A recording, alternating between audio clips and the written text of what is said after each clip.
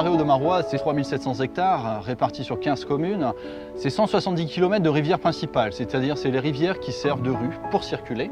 Et ensuite, vous avez à peu près 500 km de rivières qui servent de ruelles. Donc ce sont les cul-de-sac qui bordent chaque champ pour l'irrigation, pour le drainage de l'eau, pour le chargement des légumes. C'est un outil de travail qui a été créé par l'homme et pour l'homme pour cultiver.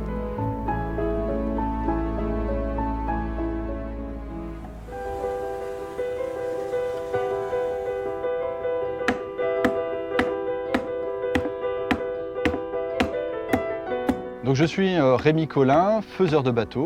Donc faiseurs de bateaux, c'est les constructeurs de bateaux sur Saint-Omer qui construisaient les escutes et les back-up. C'était les bateaux qui servaient au maraîchage, donc qui servaient à accéder aux champs, tout comme aux maisons, qui étaient totalement isolées sur le marais. Donc ces bateaux qui étaient l'outil quotidien du maraîcher sur le Marais Audomarois.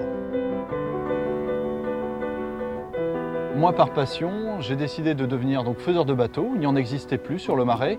Et l'ancien charpentier, qui lui était déjà en retraite depuis les années 95, a accepté de me former pendant 2 ans. Et à la suite de ça, j'ai ouvert mon atelier. Le plus amusant, c'est que mon père a fini par me rejoindre. Et là, j'ai dû former mon père à la construction. Et depuis, on travaille à 2.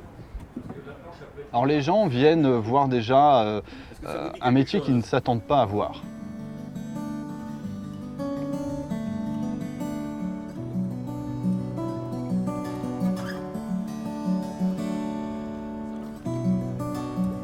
Ce qui me plaît, c'est une sorte de transmission. C'est faire que ce métier ne s'oublie pas. C'est lui donner aussi une autre vie. C'est une façon réellement que ces bateaux soient encore impliqués dans l'histoire du Marais.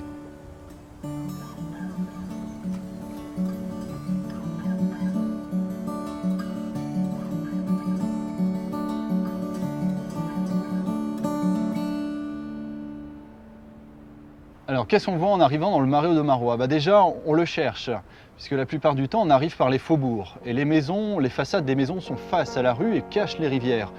Ce qu'on ne voit pas, c'est que chaque maison a un accès à la rivière, puisque les maisons ont besoin de partir en bateau. Donc le Marais, d'abord, on le cherche. Ensuite, on est étonné de voir qu'on se trouve, donc dès qu'on passe derrière ces façades, on est étonné de voir ces champs. Donc on passe de la ville aux champs très rapidement. Ces champs qui sont encore cultivés sur des hectares complets.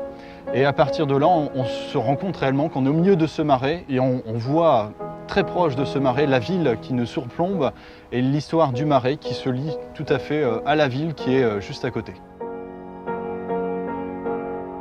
Il y a énormément de trésors à voir à Saint-Omer, entre les musées, les petits théâtres qui se trouvent dans l'hôtel de ville.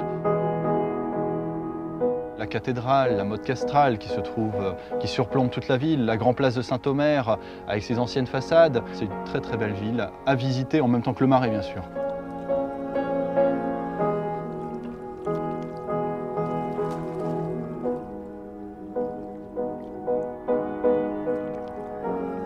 C'est un marais aujourd'hui qui ressemble un petit peu à ce qu'il y avait encore dans les années 50, même avant. C'est un patrimoine qu'il faut sauvegarder, c'est un endroit unique, c'est un endroit à voir et qui fait souvent rêver.